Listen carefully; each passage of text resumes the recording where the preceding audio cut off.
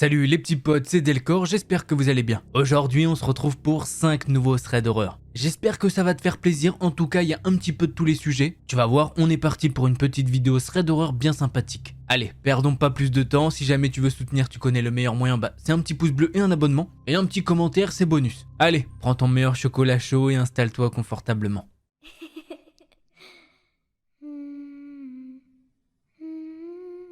Cela s'est passé il y a probablement 5 ou 6 ans. Je pense que j'avais 18 ans à l'époque. Pour commencer, je vivais dans une ville où les quartiers et les forêts se mélangent en quelque sorte. Il y a beaucoup de zones boisées où les gens vont faire des feux de joie et des fêtes. Un soir, après avoir découvert que tous nos spots habituels étaient bondés de monde, j'ai proposé d'aller dans un endroit où j'avais été plusieurs fois à proximité. J'y étais allé plusieurs fois, mais seulement pendant la journée.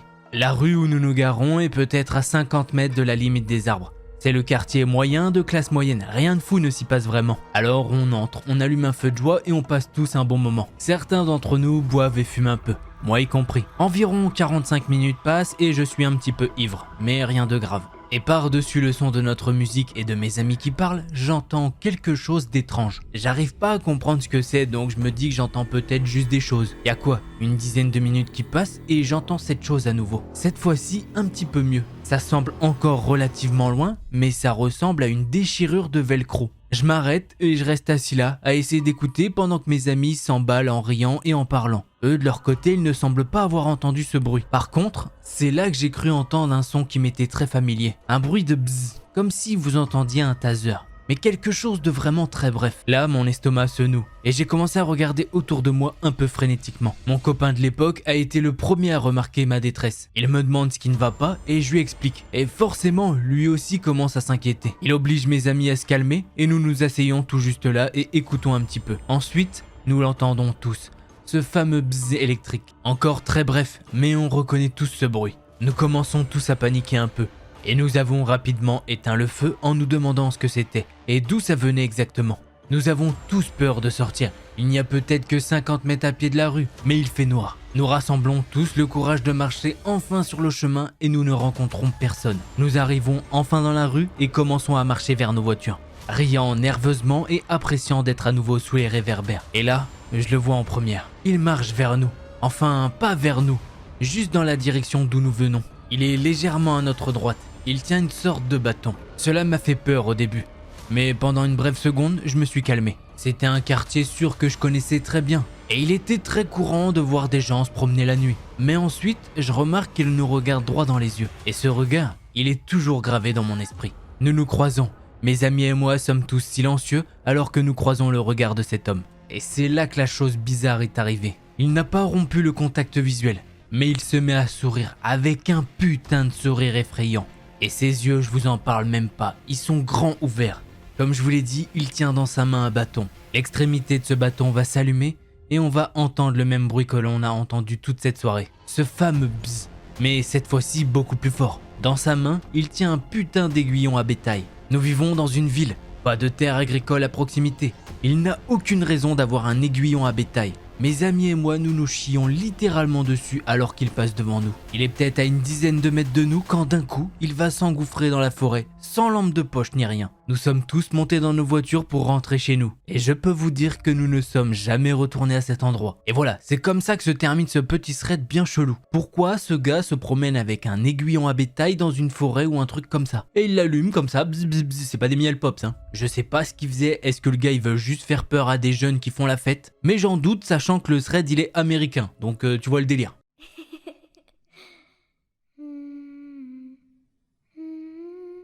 Allez, pour ce thread d'horreur que je vais vous raconter, on va dire que la fille s'appelle Léa, puisque je vous le rappelle que c'est un truc sur Reddit anglais et qu'elle n'a pas donné son prénom. Faut bien lui en créer un. Il y a quelques jours, elle promène son chien autour du lac de sa copropriété comme elle le fait toujours. Il était quoi, 18h30 et le ciel s'assombrissait un petit peu. Sa chienne, c'est une Golden Retriever et elle est très amicale avec les gens et les autres chiens.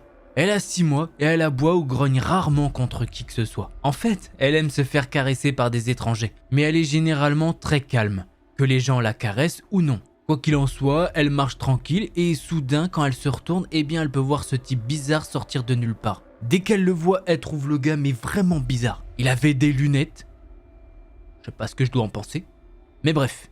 Il marchait quand même bizarrement, c'était comme s'il était nerveux. Bon, à ce moment-là, il est encore loin de Léa et de sa chienne. Donc techniquement, elle pense pas que le gars il était nerveux à cause de sa chienne. Au bout d'un moment, cet homme il va combler la distance. Donc Léa, elle va s'arrêter et elle va se déplacer sur le côté comme elle le fait d'habitude pour laisser passer les gens. Elle fait ça parce que c'est beaucoup plus simple que les gens marchent derrière elle. Parce que sinon sa chienne, elle s'arrête constamment et elle regarde en arrière en bougeant sa queue. Ah bah oui, elle est impatiente d'être caressée. Mais ça, c'est ce qu'elle fait d'habitude. Puisque au lieu de ça, et bah là, sa chienne commence à s'agiter et à grogner nerveusement en regardant ce gars.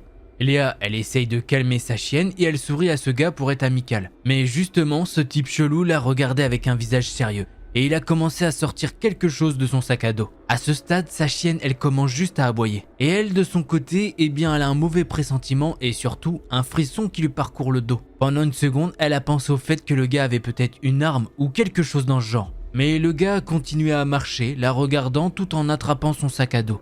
Et bien évidemment, la chienne fait son boulot, elle continue à aboyer. Léa, elle s'excuse pour le comportement de sa chienne et elle essaye de lui dire que son chien normalement ne se comporte pas comme ça.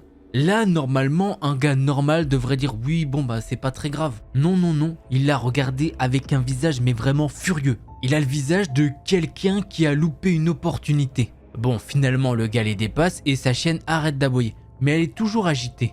Forcément, en voyant ça, Léa, elle essaye de calmer sa chienne du mieux qu'elle peut. Mais pendant qu'elle fait ça, elle peut voir que le gars est en train de se cacher derrière des maisons. Alors que normalement, il aurait dû continuer sur le chemin du lac. Il n'y a aucune raison d'aller se cacher derrière une maison. En voyant ce petit manège, Léa, elle se dit que c'est quand même très bizarre. À moins que ce soit un raccourci pour aller quelque part, c'est pas normal d'aller là-bas. Elle pense à une autre hypothèse si jamais, oui, peut-être qu'il a peur des chiens et que là, vraiment, il est en train de se faire pipi dessus. Mais il y a quand même très peu de chance. Après un petit moment, la balade de Léa et sa chienne recommence tout ce qu'il y a de plus normal. Sauf qu'arrivée vers la fin de la balade, eh bien sa chienne recommence ce petit manège. Elle est agitée et elle se met à aboyer. Léa regarde la direction où sa chienne aboie et là, elle peut voir le même gars de tout à l'heure. Sauf que cette fois-ci, il se met à courir vers elle avec quelque chose à la main. Elle cherche pas à comprendre ce que c'était dans sa main, elle s'est juste mise à courir le plus vite possible. Heureusement, comme je vous l'ai dit, elles étaient à la fin de la balade, du coup, elles ont pu retourner chez elles en sécurité. Mais je peux vous dire qu'elles n'oublieront jamais cette soirée-là. Léa ne sait pas ce que le gars lui voulait. Mais c'est quand même bizarre, tout à l'heure, il était très méfiant envers la chienne et tout. Et là, il s'est mis à courir vers elle avec quelque chose à la main. Et ce quelque chose, elle se doute que c'est le quelque chose qu'il voulait prendre de son sac. Donc potentiellement c'était quoi? Un couteau, un taser, quelque chose comme ça, ou bien un autographe, mais je pense pas. Je parie plus pour le couteau ou une arme, on va pas se mentir. Voilà, c'est comme ça que se termine ce thread d'horreur. Encore une fois, bah la chienne a fait son boulot. J'ai envie de te dire que si la chienne n'était pas là, peut-être que Léa serait pas là aujourd'hui aussi. Puisque oui, le gars l'aurait attaqué étant donné qu'il n'y avait pas la chienne, ça aurait été beaucoup plus facile. Il y en a qui vont me dire oui, si la chienne n'était pas là, bah Léa serait peut-être pas sortie autour du lac. Ça se peut aussi, bien sûr. Mais bref, on va pas tergiverser, passons au prochain thread d'horreur.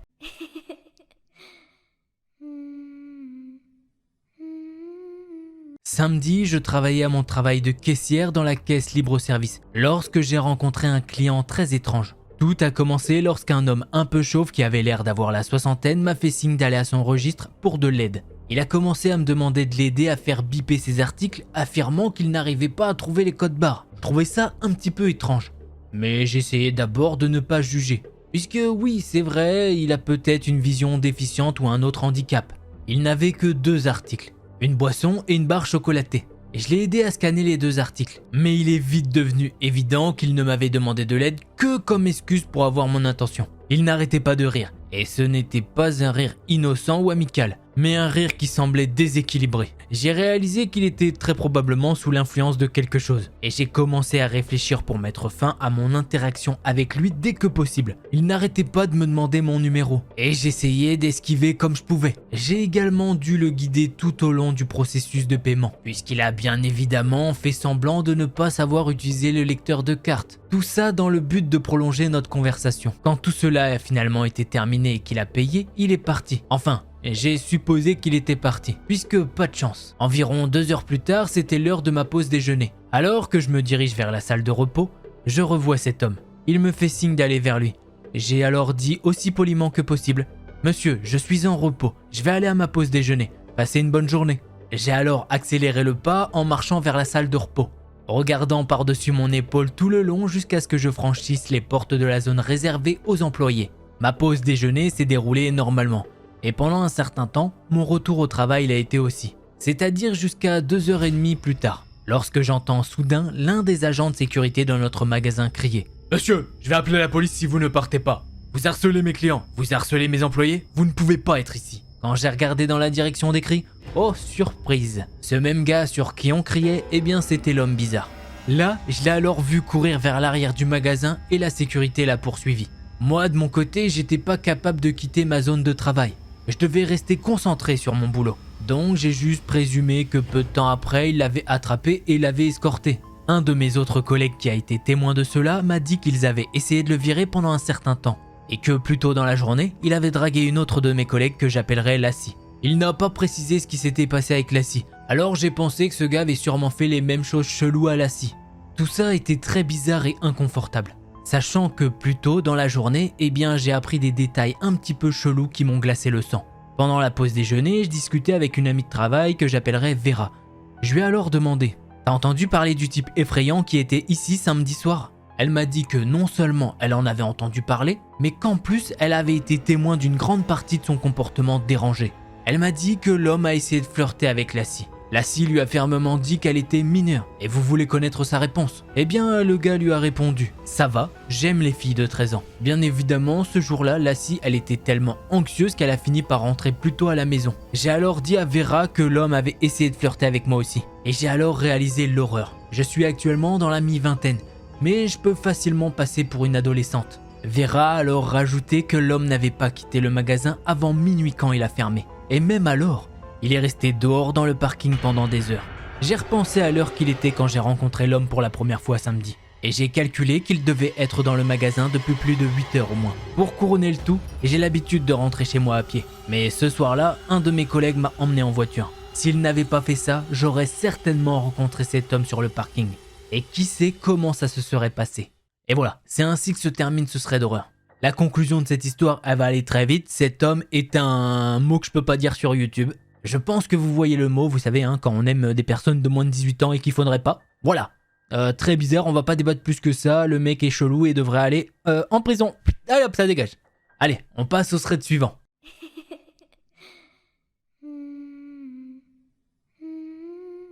Allez, pour ce thread d'horreur, je vais vous la faire à la première personne. D'ailleurs, n'hésitez pas à me dire si vous préférez première personne et troisième personne. Je sais, c'est pas la première fois que je le demande, mais comme on a des nouveaux arrivants, bah savoir ce qu'ils pensent. Allez, on commence tout de suite. Bien le bonjour à tous. Je vais vous raconter un événement qui m'est arrivé tout récemment. Pour des raisons pratiques et économiques, j'utilise le service de taxi. Le prix en forfaitaire, qui me coûte moins cher que de prendre mon véhicule. Surtout vu l'endroit où je vis. J'habite dans un village ultra rural, isolé de toute ville. Et où, forcément, pour aller à la banque ou faire des courses, il faut se taper 10 à 20 km. En règle générale, le service de taxi que j'utilise est ultra professionnel. Véhicule récent, propre, entretenu. Chauffeur amical, toujours une petite conversation random amicale. Toujours à l'heure et presque toujours les mêmes chauffeurs. Et un jour, il y a 3-4 semaines, j'ai droit à un nouveau chauffeur. Jusque là, rien de spécial. Et là, pareil, service impeccable. On parle de la pluie et du beau temps, rien à redire. Il y a 2 semaines, ce monsieur qui déjà me dit de l'appeler par son prénom, me donne son âge, sa nationalité. Information sortie de nulle part. Et il continue sa conversation en expliquant qu'il a acheté une imprimante connectée, mais qu'il n'arrive pas à la faire reconnaître par son smartphone. J'essaye de lui donner des conseils et ça s'arrête là. Et de nouveau, je l'ai comme chauffeur. D'humeur beaucoup trop enthousiaste à mon goût. J'y prête pas trop attention. Il me reparle de son imprimante et me lâche. Toi qui travailles dans ce domaine, tu peux m'aider ? J'arrive pas à la connecter. Si tu veux, on s'ajoute sur Messenger. Vu qu'on était arrivé à ma destination, je lui bafoue une réponse du genre ouais, j'y penserai plus tard. À savoir que ce gars, eh bien, je lui ai jamais parlé de mon travail. Puisque oui, je suis technicien en informatique entre autres. Après, c'est une information facilement trouvable sur Facebook par exemple. Même si mon profil n'est pas full public. J'ai fini par oublier ce moment. Vu que j'ai dû aider une amie embourbée dans un divorce compliqué où il y avait des violences conjugales. Autant vous dire que ce divorce m'a beaucoup préoccupé. Et que ce moment avec le taxi, j'ai fini par l'oublier. Sauf qu'à un moment, j'ai dû me déplacer de nouveau. Et forcément faire appel à un taxi. Et vous l'aurez compris, de nouveau ce chauffeur. À peine monté, j'ai une envie subite de descendre du véhicule. Il me dit bonjour mais en utilisant mon prénom. Il me demande des nouvelles sur la santé de mon père et d'humeur encore plus enjouée. Je précise que là, encore une fois, j'ai jamais mentionné mon prénom. ni même parler une seule fois de mon père à ce chauffeur. Autant dire que la route a été très lourde à faire avec un silence bien pesant. J'effectue ce que j'ai à faire et sur le parking du magasin, j'appelle la centrale du taxi pour commander un taxi sur le retour. Le monsieur me répond qu'il y a déjà un véhicule qui vient de déposer une vieille dame. Il faudrait juste que j'aille à sa rencontre et que je le prévienne instantanément pour qu'il me prenne en charge. Arrivé à hauteur du chauffeur, forcément, toujours ce chauffeur, avec un grand sourire qui me prend en charge, moi et mes sacs. Et là, il se place derrière moi contre le coffre. Il a un geste très tactile derrière mon dos, une sorte de caresse et ça m'a glacé le sang. Ce dernier me demande de monter devant, car les portes arrière ont un souci de déverrouillage. Autant dire que j'ai qu'une envie, c'est de fuir. Et ça, très vite. Je monte devant, en me disant bon, 10 km en voiture, ça ira vite. Et j'essaye de cacher mes émotions. Mais c'était une erreur. Le monsieur ultra curieux me parle. Il me pose des questions en essayant d'orienter mes réponses. Des questions très focalisées, vous savez, sur le plus de 18 ans. Des allusions de plus en plus cabreuses.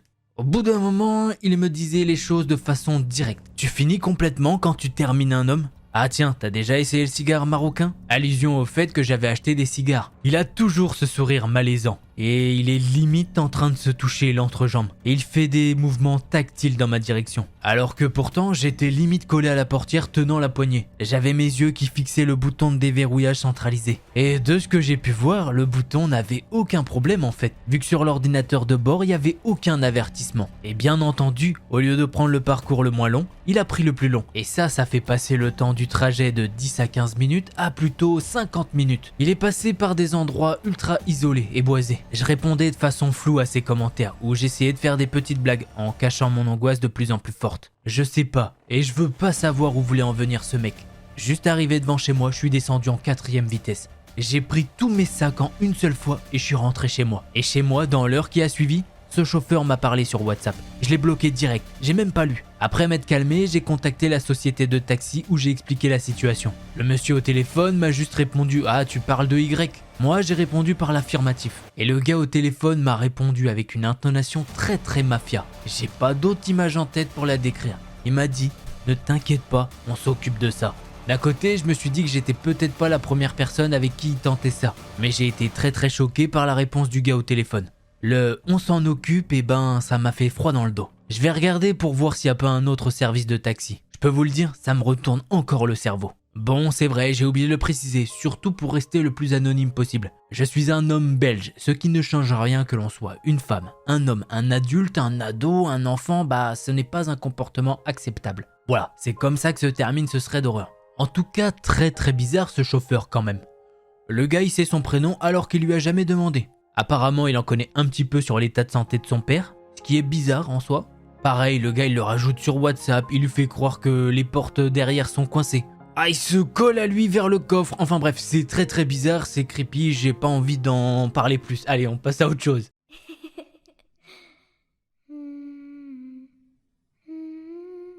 Alors, l'histoire que je vais vous raconter, c'est celle de Claire et de son amie Anna. Bien évidemment, c'est pas les vrais prénoms. Il faut savoir que ces deux jeunes filles, eh bien, elles vivent sur une île française. Donc ça se situe pas en France et elles vivent à un autre rythme. Au moment de cette histoire, elles ont toutes les deux environ 15 ans et elles sont en seconde. À ce moment-là, elles vivent leur best life. Apparemment, elles sont plutôt bonnes élèves et elles ont une bande d'amis. Elles passent toute leur journée à la plage, à la rivière ou bien les uns chez les autres. Un jour, Claire elle est chez elle toute seule et elle s'ennuie à mort. C'est donc naturellement qu'elle finit par envoyer un message à Anna pour qu'elle vienne la rejoindre et qu'elle puisse passer la journée ensemble.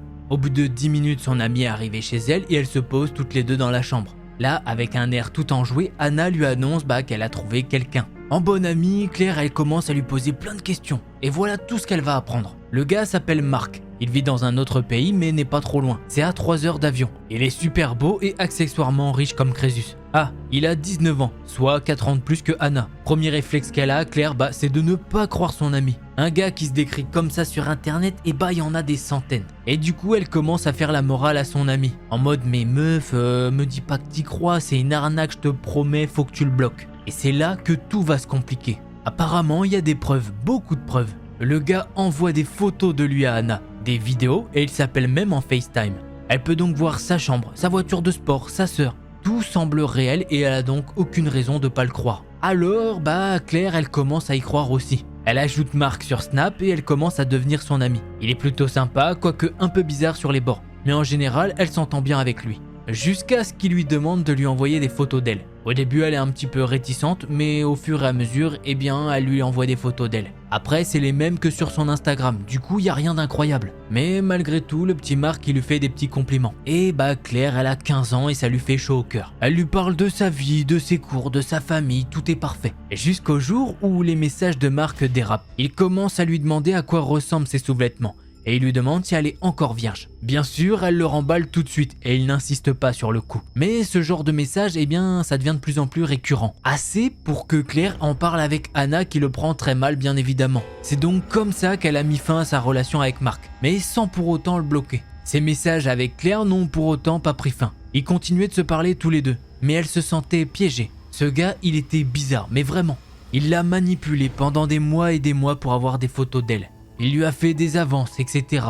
Jusqu'à ce qu'elle ait le courage de ne plus lui répondre. Après ça, un mois s'est passé avant ce fameux jour. C'est un jour de cours classique. Elle est en classe en train de traîner sur Snap quand elle tombe sur une story de Marc. Il faut savoir que lui d'habitude il poste rien du tout. Il faut qu'une seconde à Claire pour qu'elle comprenne que cette story elle est pas normale. En fait cette story c'est Marc à l'hôtel. Mais pas n'importe quel hôtel. C'est l'hôtel qui est à 800 mètres du lycée de Claire. Là, elle va directement voir la carte Snap et oui, il est là, à même pas 500 mètres de son lycée. Premier réflexe qu'elle a, elle envoie directement un message à Anna pour la prévenir. Puisque oui, les deux, elles sont pas dans le même lycée. Après ça, elle envoie un message à Marc à moitié hystérique. Message auquel il répond sans pression qu'il est venu les voir toutes les deux. Et que pour le coup, il attend Claire à la sortie de son lycée. Là, elle s'en veut énormément. Elle se demande pourquoi elle lui a envoyé son emploi du temps. À ce moment-là, elle sait pas quoi faire. Ses parents travaillent beaucoup et elle doit les attendre après la sortie des cours. Et ça, Marc, il le sait. Personne ne sera là pour l'empêcher de venir lui parler. Elle met donc un petit plan au point qui consiste en 1. Ne pas sortir du lycée. Alors oui, on aura vu mieux comme technique ou quoi. Mais à ce moment-là, elle n'arrivait pas à réfléchir à beaucoup de choses. Elle va donc rester dans son lycée 10, 15, 20 minutes. Et pendant ce temps-là, Marc lui envoie des photos de plus en plus proches de son lycée. Et des messages du genre « Claire, t'es où ? Allez, sors, Anna finit dans 30 minutes. On va aller la chercher ensemble. J'ai pas ton temps, putain, sors ! Claire, s'il te plaît, il fait très chaud dehors. Je te vois derrière les grilles, arrête de m'ignorer. » Ça, c'est les vrais messages qu'elle a reçus ce jour-là. Et avec ce dernier message, eh bien, il y a une photo.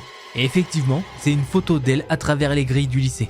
Du coup, Claire, en voyant la photo sur son téléphone, elle se retourne et voit un petit peu dehors. Mais elle voit rien du tout, sachant qu'il y a des travaux d'ouvriers devant le lycée. Il y a des voitures garées un petit peu plus loin, mais aucune trace d'un gars qui est blond comme Marc. Peu de temps après, Claire reçoit un appel de son père lui demandant où elle est. Puisque oui, elle n'est pas à l'endroit habituel où il vient la chercher. En voyant le message de son père, eh bien Claire, elle est à deux doigts de pleurer de soulagement. Elle lui demande donc de la récupérer devant son lycée étant donné qu'elle s'est fait mal à la cheville. Ce qui est bien évidemment faux, mais il fallait le faire venir devant le lycée. Au moment où elle sort du lycée pour rejoindre la voiture de son père, eh bien c'est là qu'elle va le voir. Enfin, pas vraiment. C'est un homme d'environ 1m70 plutôt large avec de grandes lunettes de soleil. Il essaye de s'avancer vers elle à grande enjambée. Mais quand elle le voit, eh bien elle se dirige à fond vers la voiture de son père, oubliant que normalement elle est censée avoir un mal de cheville imaginaire. Quand la voiture de son père démarre, il est qu'à 3 mètres d'elle. Une fois en sécurité dans la voiture, elle se permet un petit regard en arrière. Et malheureusement, elle n'arrive pas à voir le gars, étant donné qu'il est dos à elle. Il est en train de s'avancer vers les voitures garées où il y a certainement la sienne.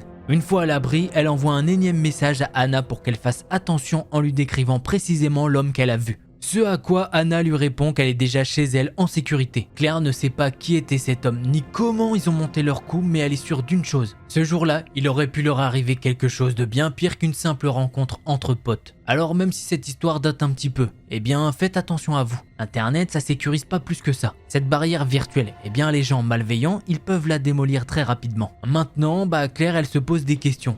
Qu'est-ce que ces gens leur voulaient? Puisque oui, ils étaient clairement plusieurs. Pourquoi ils ne sont pas revenus le lendemain à la sortie de ses cours? Bref, il y a trop de questions dans sa tête. Et ça tombe bien, nous aussi, on a les mêmes questions. Puisque le beau blond, Marc et tout, 19 ans, sûrement les abdos, on connaît avec la voiture de sport. Il existe réellement, oui, ce gars-là, il existe. Mais il doit servir d'appât pour cette organisation, mafia, appelez ça comme vous voulez. Ensuite, il y a des gens qui viennent peut-être enlever de jeunes filles. Et ça, c'est quand même assez grave.